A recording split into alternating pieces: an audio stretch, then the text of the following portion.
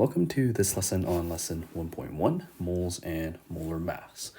So in this lesson, we're going to try to calculate quantities of a substance or its relative number of particles using dimensional analysis and the mole concept. Okay, so this mole concept, this is the new thing, and that's one of the topics that we're going to be covering in this lesson. So consider the following reaction. Let's say I have iron and sulfur. So iron and sulfur in a synthesis reaction results in iron 2 sulfide. Now, if I wanted to perform this reaction in a lab, I'm not going to weigh out the iron one atom by one atom. This is impossible. We cannot count by one atom because one atom is too small for us to see.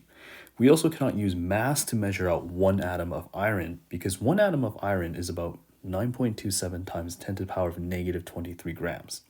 And one atom of sulfur is about 5.33 times 10 to the power of negative 23 grams. Instead, the easier thing to do is to measure large amounts of solids. For example, you may have seen in your previous labs measuring things out in grams. So we can weigh out 5 grams of iron to react with 2 grams of sulfur. Measuring this amount is a lot easier than measuring the mass of one atom. But we have a problem. If we measure out 5 grams of iron, how many atoms of iron is that? Or if we measure out 2 grams of sulfur, how many atoms is that? And we need to know the amount of atoms because in the equation, one iron reacts with one sulfur. So if I have 5 grams of iron, I want to know how many atoms of iron I have so that I can figure out how many atoms of sulfur I need and how much sulfur to weigh out. So the mole, this is a term used to describe a group of atoms, okay, containing 6.022 times 10 to the power of 23 items. Okay. This items can be defined as anything, and so for our purposes, the items or units that we're going to be using are atoms or molecules. And this is a special number. We call it Avogadro's number. So in Avogadro's number, or if we define Avogadro's number, this is saying that in 1 mole, I have 6.02 times 10 to the power of 23 atoms or molecules. And so moles is useful because chemists can use it to discuss large amounts of atoms. Because using the actual amount of atom is such a large number, so we can use moles to make things a little bit simple. Okay, so just like how if we have 12 eggs, oftentimes 12 of anything, we call it a dozen. So if I had 12 eggs, that would be a dozen eggs. Okay, so by saying the word dozen, that implies 12.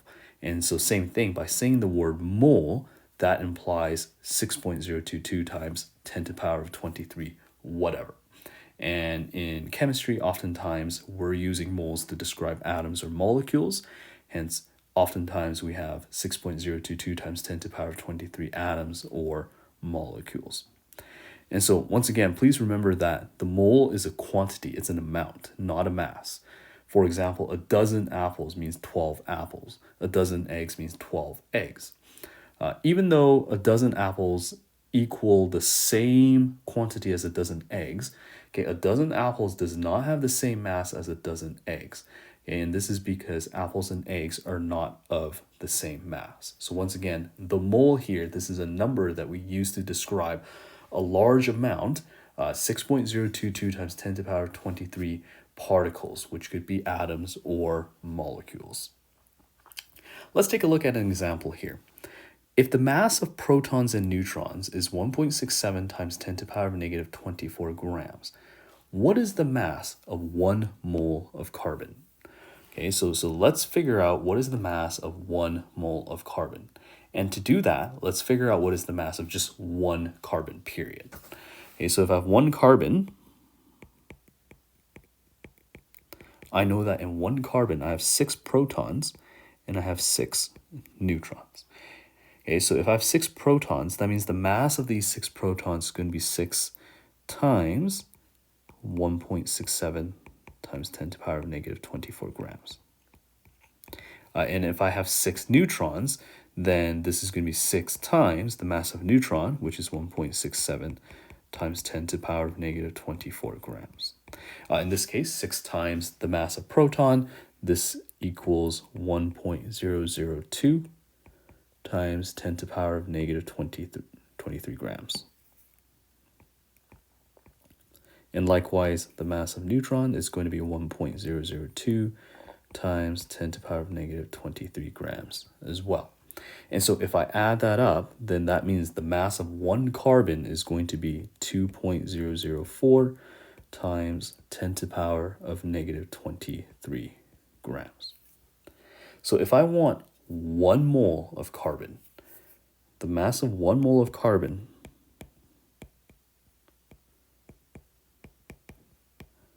that means I'm going to take the mass of carbon, which is 2.004 times 10 to the power of negative 23 grams, and I'm going to multiply that by the amount of carbons.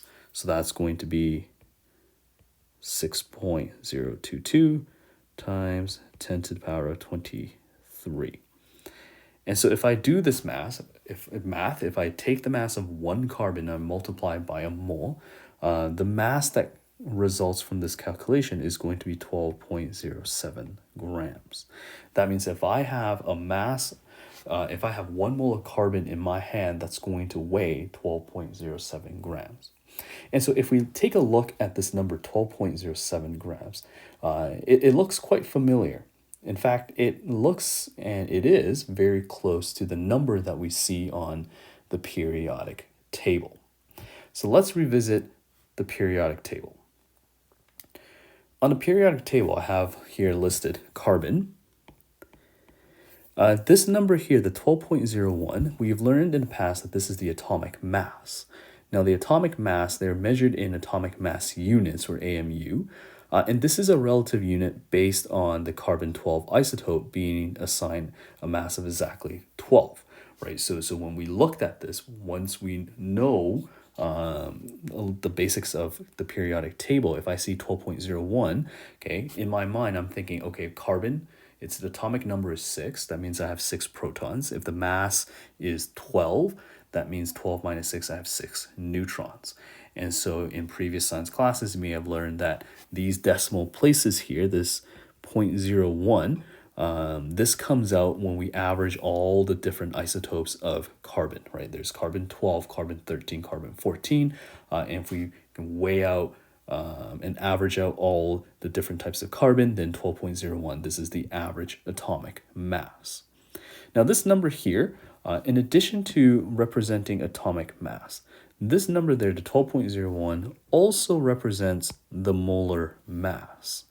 And this molar mass is exactly what we just calculated.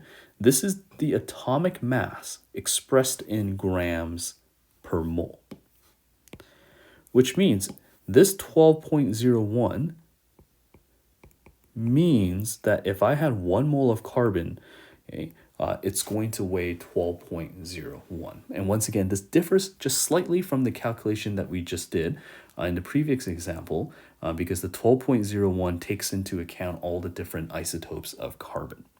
And so once again, this 12.01, in the past, we defined it as the atomic mass, but we can kind of define that as the molar mass, which is grams of this element if I had 1 mole of that element.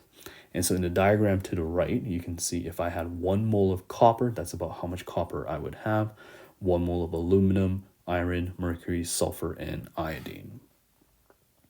And so if we want to find the molar mass of any element, we can just look on the periodic table, but we can also calculate the mass of 1 mole for any substance by looking at the periodic table and adding up all the total masses. So for example, if I had NaCl, or sodium chloride, and I want to find if the molar mass, meaning if I had 1 mole of sodium chloride in my hand, if I had 6.022 times 10 to the power of 23 molecules of sodium chloride in my hand, how much is that going to weigh?